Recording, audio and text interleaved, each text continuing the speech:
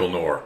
In our last episode, we looked at the architecture of Bruce Goff, but one important project was left out, the Bavinger house in Norman, Oklahoma. This project is so different from other architecture, it is almost impossible to comprehend through pictures alone. So let's spend a little time dissecting the plan of this amazing project. Be prepared. You're in for a wild ride.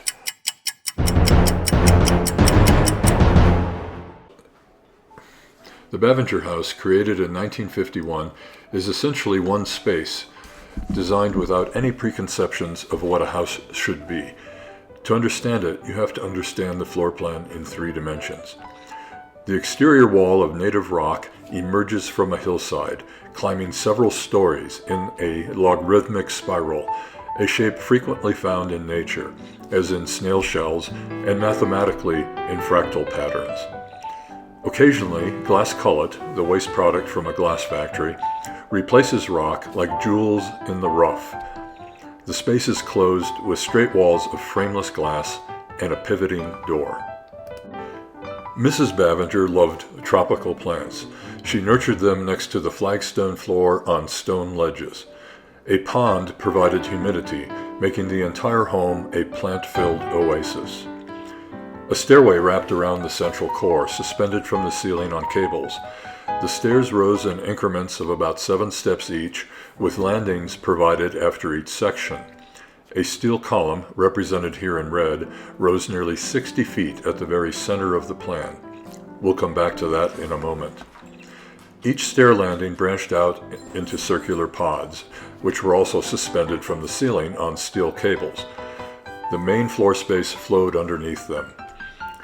The pods served as individual bedrooms, with the top one serving as Jean Bavinger's art studio. Notice how the upper pods burst through the stone spiral of the outer wall. And I almost forgot, the lowest pod was a conversation pit serving the main floor. Adding another level of complexity, each pod had a copper cylinder attached, providing closet and storage space. Remember that center steel pole? Roof beams were attached to it, each one mounted higher than the one before. The beams were held in place by stainless steel cables strung from the top of the steel mast. At the outer wall, Goff provided a continuous spiral of skylights, providing natural light for the tropical garden. As architecture, the Bavinger house defies classification. At once a simple pavilion and a complex integration of overlapping geometries.